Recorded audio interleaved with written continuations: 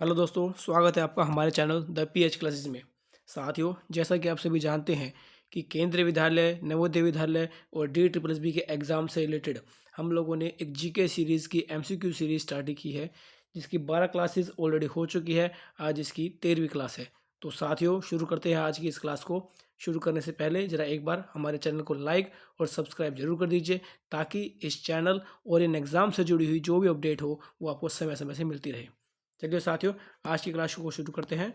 आज की क्लास का पहला चैप्टर का पहला question, who introduce the permanent settlement in India? Bharat में स्थायी बंदोबस्त किसने लागू किया था? तो साथियों, भारत में स्थायी बंदोबस्त लागू करने वाले जो थे वो लॉर्ड कॉर्नवालिस थे। तो इस प्रश्न का उत्तर आपका बी, लॉर्ड कॉर्नवालिस हो जाएगा। ठीक है। भारत में स्थायी बंदोबस्त जो है वो 1793 में लागू किया गया था। 1793 में लॉर्ड कॉर्नवालिस द्वारा बंगाल, बिहार और उड़ीसा में इसे लागू किया गया था, जिसमें जो मतलब भूमि का जो एरिया होता था उसे 11 हिस्सों में बांट दिया गया था। और उन 11 में से आप ये लगा लीजिए कि जो 10/11 का भाग था वो तो मिलता था सरकार को, और जो एक हिस्सा बच गया वो बनता था जमींदार का। ठीक है। इसे एक प्रकार से जमींदारी प्रथा भी बोलते थे।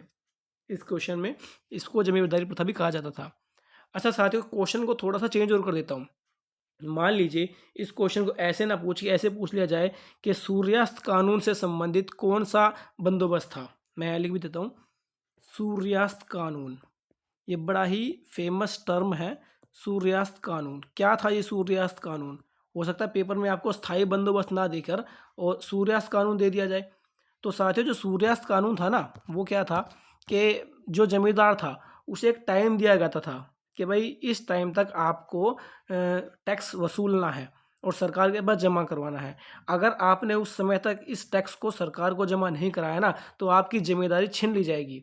तो एक पर्टिकुलर टाइम के तहत ये सब काम होता था, इसीलिए इसे सूर्यास्त कानून कहा जाता था।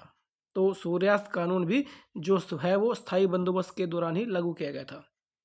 चलिए साथियों, चलते हैं अगले प्रश्न पर, क्वेश्चन नंबर 2 पर। किस अधिनियम ने ईस्ट इंडिया कंपनी का शासन समाप्त किया? वो कौन सा एक्ट था जिससे ईस्ट इंडिया कंपनी का जो शासन है वो समाप्त कर दिया गया था? तो साथियों, इस प्रश्न का उत्तर आपका सी, गवर्नमेंट ऑफ इंडिया एक्ट 1858 ये हो जाएगा।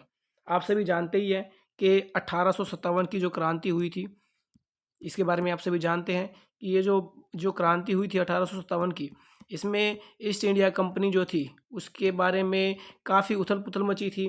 लगभग लगभग क्रांतिकारियों ने भारत को आज़ाद करा लिया था, लेकिन किन्हीं कारणों की वजह से हमें आज़ादी नहीं मिल पाई थी। इसके बाद ब्रिटेन ने आकर ईस्ट इंडिया कंपनी जो थी उसका शासन यहाँ ख़त्म कर दिया गया, और सीधा जो है ब्रिटिश क्राउन का राज इंडिया में लागू कर दिया गया। ठीक है साथियों, चलिए आगे चलते हैं क्वेश्चन नंबर 3 पर। दल विरोधी कानून किस अनुसूची में है? दल विरोधी कानून तो हमारे यहाँ 12 अनुसूची है, पहले तो आपको ये पता होना चाहिए। दल विरोधी कानून को याद करने की ट्रिक क्या होगी? द से दल और द से 10। तो इस प्रश्न का उत्तर आपका डी हो जाएगा। 10वीं अनुसूची। दल विरोधी कानून जो है ये 10वीं अनुसूची में था, जो कि 52वां संविधान संशोधन था 1985। अब ये 52वां संविधान संशोधन 1985 में कैसे हुआ, इसके बारे में आपको एक थोड़ी सी जानकारी और दे दूं। आप लोगों ने आया राम गया राम का जरूर सुना होगा नाम। ये एक मुहावरा है भारतीय राजनीति का, आया राम गया राम। और इन्हीं की वजह से ये दल बदल कानून जो था ये लागू हुआ। हुआ क्या था कि 1967 में हरियाणा के एक आदमी थे, गयालाल जी, उनका नाम था गयालाल। इन्होंने 24 घंटे के अंतर्गत, गयालाल जी ने 1967 में 24 घंटे के अंदर 3 पॉलिटिकल पार्टीज चेंज कर ली थी, जिसकी वजह से ये कानून आया। और इन गयालाल के नाम पर ही ये मुहावरा बना, आया राम गया राम का। राजनीति का बड़ा ही फेमस मुहावरा है ये, और दल बदल से संबंधित मुहावरा है ये, और इसीलिए 52वें संविधान संशोधन 1985 के तहत दल बदल जो था वो 10वीं अनुसूची के तहत लागू हुआ। चलिए आगे चलते हैं क्वेश्चन नंबर 4 पर। भारत में राष्ट्रपति की अध्यादेश शक्ति किस अनुच्छेद में है? तो राष्ट्रपति की जो अध्यादेश शक्ति है ना साथियों, वो आपका सी, आर्टिकल 123 हो जाएगा। आर्टिकल 123 अनुच्छेद 123 के तहत राष्ट्रपति को अध्यादेश लागू करने की शक्ति प्राप्त है। चलिए साथियों, आगे चलते हैं प्रश्न नंबर 5 पर। कपास की खेती के लिए सर्वोत्तम मिट्टी है, कौन सी मिट्टी है जो कपास की खेती के लिए सर्वोत्तम होती है? इस प्रश्न का उत्तर आपका सी, ब्लैक सोयल, काली मिट्टी, जिसे कि रेगुर मिट्टी भी कहा जाता है, ये उसका उत्तर है। कपास की खेती के लिए काली मिट्टी, ब्लैक कॉटन सोयल या फिर रेगुर मिट्टी। रेगुर याद रखिएगा, काली मिट्टी की जगह कई बार एग्जाम में आजकल रेगुर भी मिलता है, तो याद रखिएगा रेगुर मिट्टी। क्यों? क्योंकि यह नमी को लंबे समय तक ना रोके रखती है। ठीक है साथियों, चलिए आगे चलते हैं अगले प्रश्न पर।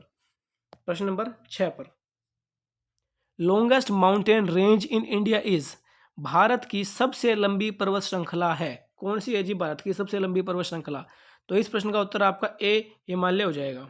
ठीक है, भारत की सबसे लंबी पर्वत श्रृंखला हिमालय है, जो दुनिया की सबसे ऊंची पर्वत श्रृंखला भी है, और भारत के उत्तर में जम्मू कश्मीर से अरुणाचल प्रदेश तक लगभग 2500 किलोमीटर तक फैली हुई है ये। इसके अंदर ना दुनिया की सबसे ऊंची चोटियां हैं, जैसे कि आपका माउंट एवरेस्ट जो कि नेपाल में है, और भारत की जो सबसे ऊंची चोटी है कंचनजंगा, वो भी इसी के अंदर आती है जी। ठीक है, तो याद रखिएगा। आगे चलते हैं प्रश्न नंबर 7 पर। निम्न में से कौन आरबीआई का कार्य नहीं है? Which is not a function of RBI. इनमें से कौन सा जो है वो आरबीआई का काम नहीं है? तो देखो, मुद्रा जारी करना आरबीआई का काम है, बैंकों का बैंक आरबीआई को ही कहा जाता है, ऋण नियंत्रण भी आरबीआई को कहा जाता है, कलेक्शन ऑफ इनकम टैक्स जी नहीं, ये आरबीआई का काम नहीं है। आयकर संग्रह जो है ये आपका आरबीआई का काम नहीं, ये इनकम टैक्स डिपार्टमेंट का काम है। ठीक है साथियों, तो इस प्रश्न का उत्तर आपका D, collection of income tax हो जाएगा। आगे चलते हैं प्रश्न नंबर 8 पर। मुद्रास्फीति लक्ष्यीकरण की सिफारिश किसने की थी? Inflation targeting was recommended by, कौन सी कमेटी थी जिसने मुद्रास्फीति लक्ष्यीकरण की सिफारिश की थी? इस प्रश्न का उत्तर आपका सी, उर्जित पटेल कमेटी हो जाएगा जी।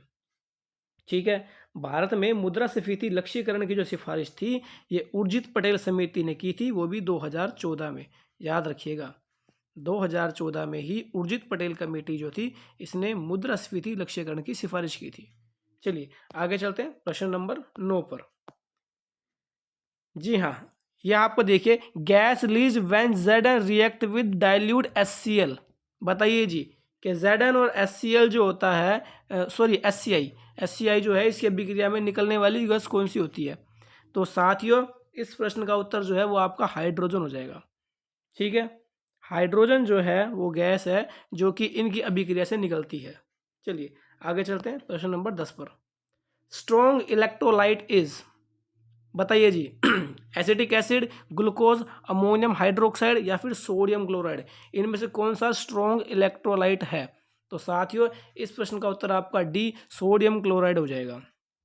ठीक है, सोडियम क्लोराइड जो है वो आपका इन सब में से स्ट्रॉन्ग इलेक्ट्रोलाइट है। चलिए आगे चलते हैं प्रश्न नंबर 11 पर। SI unit of electric current, बताइए विद्युत धारा की एसआई इकाई क्या है? इलेक्ट्रिक करंट की एसआई यूनिट क्या है? इस प्रश्न का उत्तर आपका बी, एम्पियर हो जाएगा जी। ठीक है, एम्पियर है जिसका हम सिंबलाइज करते हैं तो ए लिखते हैं। एम्पियर जो है वो कि आपकी इलेक्ट्रिक करंट की एसआई यूनिट है। चलिए साथियों आगे चलते हैं प्रश्न नंबर 12 पर। Blue colour of sky is due to, आकाश का नीला रंग किस कारण होता है? तो साथियों आकाश का नीला जो रंग होता है वो आपका स्कैटरिंग ऑफ लाइट की वजह से होता है। तो इस प्रश्न का उत्तर आपका डी, प्रकाश का प्रकीर्णन यानी कि स्कैटरिंग ऑफ लाइट जो है वो इस प्रश्न का उत्तर हो जाएगा आपका। ठीक है, चलिए आगे चलते हैं प्रश्न नंबर 13 पर।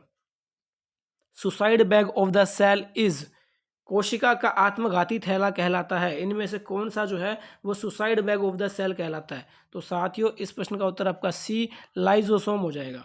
ठीक है, लाइजोसोम ये देखिए ऐसा होता है, ये इसकी 3D में है और ये 2D में है। लाइजोसोम जो है वो कोशिका का आत्मघाती थैला कहलाता है, यानी कि suicide bag of the cell. ठीक है, चलिए आगे चलते हैं प्रश्न नंबर 14 पर। Rod cells are present in, rod कोशिकाएं जो है वो कहाँ पाई जाती है? तो साथियों ये आंख के अंदर, सी, रेटिना में मिलती है। ठीक है, रोड सेल्स जो हैं वो आपकी रेटिना में मिलती है, इस चीज़ को याद रखिएगा। चलिए साथियों आगे चलते हैं प्रश्न नंबर 15 पर। India's first fully solar powered airport is at, Bharat का पहला पूर्णतः सौर ऊर्जा हवाई अड्डा कौन सा है? तो साथियों जैसा कि आपको इस फोटो में दिखाई भी दे रहा है, कोचीन इंटरनेशनल एयरपोर्ट। सी इसका उत्तर हो जाएगा। ठीक है, मैं आपको बता देता हूँ इसके बारे में साथियों कि भारत का पहला पूर्णतः सौर ऊर्जा संचालित हवाई अड्डा कोचीन अंतर्राष्ट्रीय हवाई अड्डा है, जो कि केरल में है।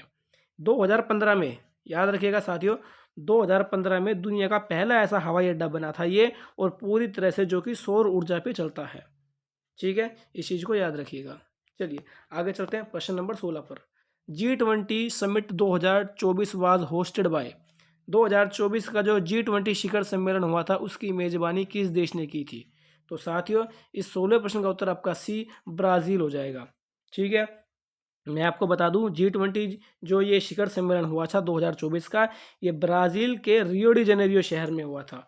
ठीक है, 18 से 19 नवंबर के बीच में ये हुआ था 2024 में, और ये आपका रियो डी जेनेरियो शहर में हुआ था। ब्राज़ील में एक शहर है रियो डी जेनेरियो, बड़ा ही फेमस सा शहर है। जब कभी आप पृथ्वी सम्मेलन के बारे में पढ़ेंगे ना, अंतर्राष्ट्रीय सम्मेलन, तो आप जानेंगे कि जो पृथ्वी सम्मेलन था वो भी ब्राज़ील के रियो शहर में ही 1992 में हुआ था, जिसे कि पृथ्वी सम्मेलन भी कहा जाता है। चलिए साथियों आगे चलते हैं प्रश्न नंबर 17 पर। गगनयान मिशन की अवधि होगी, ड्यूरेशन ऑफ गगनयान मिशन, जो गगनयान मिशन है इसकी अवधि कितनी होगी? तो साथियों मैं आपको बता देता हूं कि गगनयान मिशन की जो अवधि है वो 3 से 7 दिन के अंतर्गत होगी। ठीक है, ये भी मैं आपको क्लियर कर दूं कि इसकी जो प्रारंभिक योजना है वो 3 दिन की है, तो आपका इस प्रश्न का उत्तर 3 डेज हो जाएगा। ठीक है, प्रारंभिक योजना जो है वो 3 दिन की है, लेकिन यह 7 दिनों तक बढ़ सकती है, क्योंकि ऊपर जाने के बाद तो पता नहीं ना कितना टाइम लग जाए। तो 3 दिन जो है इसकी जो स्टार्टिंग अवधि है वो 3 दिन की है, लेकिन ये 7 दिन तक बढ़ाई जा सकती है। तो आप थोड़ा सा देख लीजिएगा इस प्रश्न को कि 3 या 7 में से आपको किस प्रकार से क्वेश्चन की लैंग्वेज को देखना है। कि अगर स्टार्टिंग अवधि पूछ लिया जाए तो आपका 3 डेज हो जाएगा गगनयान मिशन का, और अगर कितने दिनों तक इसे बढ़ाया जा सकता है तो आपका इसका उत्तर 7 डेज हो जाएगा। ठीक है साथियों, चलिए आगे चलते हैं प्रश्न नंबर 18 पर। वुमेन एम्पावरमेंट स्कीम इज, इन स्कीमों में से महिला सशक्तिकरण से संबंधित कौन सी योजना है? पीएम किसान, आयुष्मान भारत, बेटी बचाओ बेटी पढ़ाओ, मुद्रा योजना। तो देखो महिला सशक्तिकरण की जब बात आती है तो नाम से पता लग रहा है आपका बेटी बचाओ बेटी पढ़ाओ इस प्रश्न का उत्तर हो जाएगा। ठीक है, मैं आपको बता दूं बेटी बचाओ बेटी पढ़ाओ जो ये योजना है ये प्रधानमंत्री श्री नरेंद्र मोदी जी के द्वारा, डेट याद रखिएगा 22 जनवरी 2015 में इसको लॉन्च किया गया था, बेटी बचाओ बेटी पढ़ाओ योजना को। और ऑप्शन पढ़ने से आपको पता भी चल भी रहा है, पीएम किसान जो है ये आपकी किसानों से संबंधित योजना है, आयुष्मान भारत आप सभी जानते हैं स्वास्थ्य से संबंधित योजना है, और मुद्रा योजना है जो ये एक आर्थिक योजना है सरकार की। तो इस प्रश्न का उत्तर आपका सी बेटी बचाओ बेटी पढ़ाओ योजना हो जाएगा। चलिए साथियों आगे चलते हैं प्रश्न नंबर 19 पर। Main green house gas is, इनमें से कौन सी मुख्य ग्रीन हाउस गैस है? तो इस प्रश्न का उत्तर आपका सी कार्बन डाइऑक्साइड हो जाएगा। ऑप्शन इसमें आप देख भी रहे फोटो में, कार्बन डाइऑक्साइड जो है ये हमारी 79.7% यानी कि लगभग लगभग 80% जो है ये है। अच्छा, मुख्य ग्रीन हाउस गैसों में ना मैं आपको थोड़ा और बता दूं, कार्बन डाइऑक्साइड तो है ही है, इसके अलावा अगर आपको मीथेन भी मिल जाए तो मीथेन भी याद रखिएगा, मीथेन भी जो है ये आपकी ग्रीन हाउस गैस है, जिसे कि CH4 के नाम से देखते हैं। इसके अलावा नाइट्रस ऑक्साइड N2O ये भी आपकी ग्रीन हाउस गैस है। जल वाष्प H2O भी ग्रीन हाउस में आते हैं, और जो फ्लोरोकार्बन गैसेज हैं वो जो F गैसें हैं ये भी इसके अंतर्गत आती है। तो मेन जो है वो आपकी कार्बन डाइऑक्साइड गैस है, उसके बाद ये थोड़ी थोड़ी ये आती है। ठीक है साथियों, चलिए आगे चलते हैं इस सीरीज के आखिरी question. Ozone depletion is caused by, ozone परत क्षरण का मुख्य कारण है, इनमें से कौन सी जो कारण है वो ओजोन परत के डिप्लीशन का मेन कारण है? तो इस प्रश्न का उत्तर आपका डी क्लोरोफ्लोरोकार्बन CFC हो जाएगा जी। ठीक है साथियों, ओजोन परत का जो डिप्लीशन का कारण है वो आपका क्लोरोफ्लोरोकार्बन है, ये आप देख भी रहे हैं इसके अंदर जो CFC मोलिक्यूल्स होते हैं ये हमारे ओजोन परत को नुकसान पहुंचाते हैं। तो साथियों आज की इस वीडियो में हमने history, political science, geography, economics, science, आपके करंट अफेयर और इनसे रिलेटेड बहुत अच्छे 20 क्वेश्चन देखे हैं। तो उम्मीद करता हूं कि आपको सीरीज़ पसंद आ रही होगी। चैनल को लाइक और सब्सक्राइब करते रहिए। आगे देखते हैं इस वीडियो के बाद अगली वीडियो डलती है, उसके अंदर आपके कुछ क्वेश्चंस ऐसे दिए जाएंगे जो कि आपके KVS नवोदय में और DSSB में आए होंगे, जिसके बारे में क्वेश्चन के नीचे लिखा भी होगा। तो साथियों आज की वीडियो में इतना ही, जुड़े रहिए हमारे चैनल से, मिलते हैं अगले वीडियो में। धन्यवाद साथियों।